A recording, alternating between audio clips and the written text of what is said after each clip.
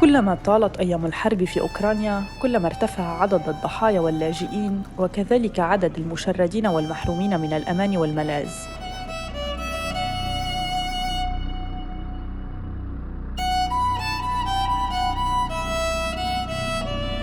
تحسساً مع كل أولئك المتضررين من الحرب والمظلومين بشرها، بادرت شابتان أوكرانيتان تقيمان في الخارج مع عدد من مواطنيهم وأصدقائهم في بلدان الاغتراب إلى إطلاق مبادرة متحدون من أجل أوكرانيا عبر موقع unitedforukraine.org، وذلك لجمع المساعدات وتقديم الدعم على أنواعه لكل من شردتهم الحرب وهجرتهم عبر الحدود الأوكرانية. تواصلت أخبار الآن مع أولغا ونينا للوقوف على ما يمكن لمبادرتهما أن تقدمه لمن هم بحاجة، وفي المقابل لمساعدتهما على حشد الدعم المادي وغير المادي لمواجهة تدهور الأوضاع الإنسانية في أوكرانيا. فأي نوع من المساعدة يمكن لمبادرة متحدون من أجل أوكرانيا أن تقدمه للهاربين من نيران الحرب؟ وكيف يمكن دعمها من قبل الراغبين بالمساعدة؟ Can you tell us more about your project, United for Ukraine? How did it start and when? So United for Ukraine was kicked off just by, a group of friends, colleagues and people abroad, primarily Ukrainians, on the same day as Ukraine woke up being hit by explosions. We came together to think how we can support, what can we do. And the first, we tried to understand what are the most pressing problems, and immediately started developing a website which would help refugees, but would also provide information to all the others who are interested how they can get involved into the process, how they can help Ukrainians on the ground and those fleeing the country, and also provide legal support to those who are looking for answers entering other jurisdictions and countries. And Nina and her husband were actually the driving force behind the technical issues and building up the platform and partnerships. So I hand over to Nina. Right now, we have already over 100 volunteers who are working 24/7 to support Ukrainians on the ground, and we're collaborating with numerous partners across 15 countries. Of course, within those partnerships, we're working very closely with the government institution, with the big corporates as well, who have a capacity to help us to run, such a big effort, and as well to act fast and effectively. And in terms of the legal support that is needed a lot when you're moving to the new country, we already have 66 lawyers supporting us in the various directions. And, it's like those last couple of days, it was extremely hard, but we're focusing on what we can do. And we very appreciate for any partnership and for any opportunity where we could help those thousands of people who are still queuing at the borders. So you just, both of you explained a bit the kind of aid you are giving. Can you just summarize it a bit so people can know and understand what are you doing exactly? Absolutely. So main target audience is the people who are currently queuing on the borders, already actually cross the borders, and they're looking for the new home. So this is number one, help. So to find the new home where people could stay for a while they figure out what to do next. Second one is a legal support to help them with documentation and translation. You could imagine a lot of those people don't speak, unfortunately, languages to the countries where they are arriving. We have a lot of volunteers on the ground meeting them, and as well helping them to translate and meet the right people.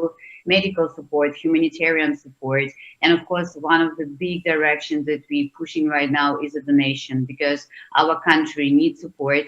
We need not just money for our army, but we need a lot of supply to help them to stand for Ukraine within the cities that are currently blocked and where they don't have opportunity to get the most important things like medical equipment and so on.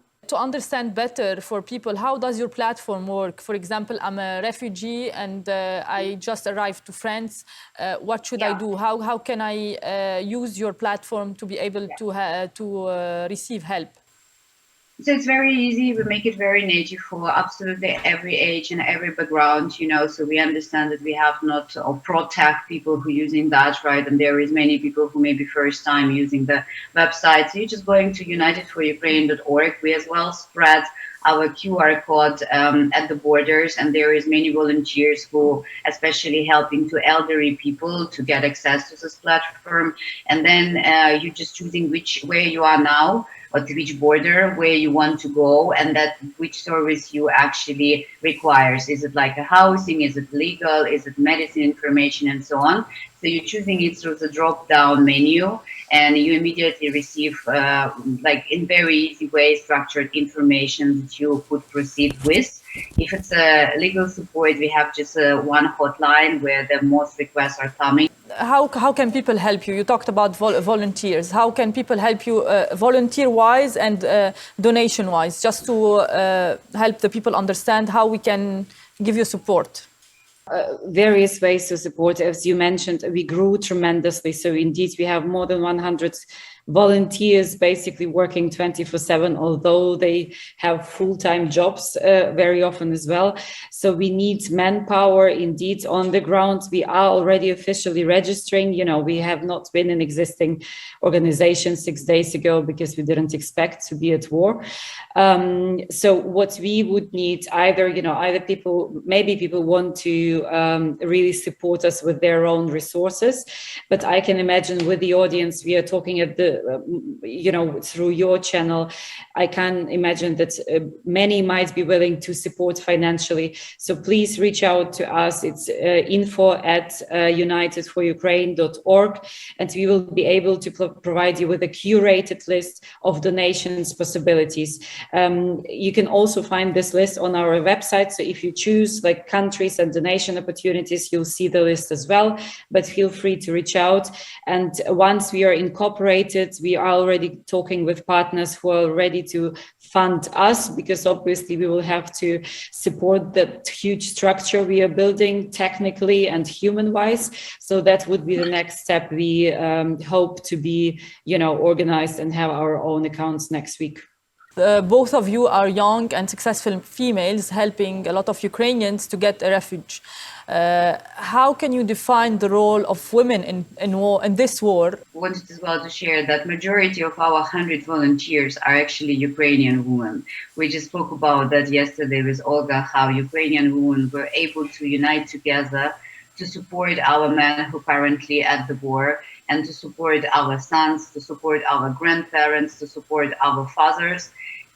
I think this is a very critical moment for all Ukrainian women in the world to unite together and give this kind power, right, or soft power, as we're saying, to protect our country, to help our country to rebuild when everything will happen, we will finish.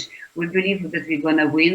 We believe that the best what we could do right now, we could support. And our mission as Ukrainian women is really important right now for all men who currently serving for our country, protecting our country and protecting our future.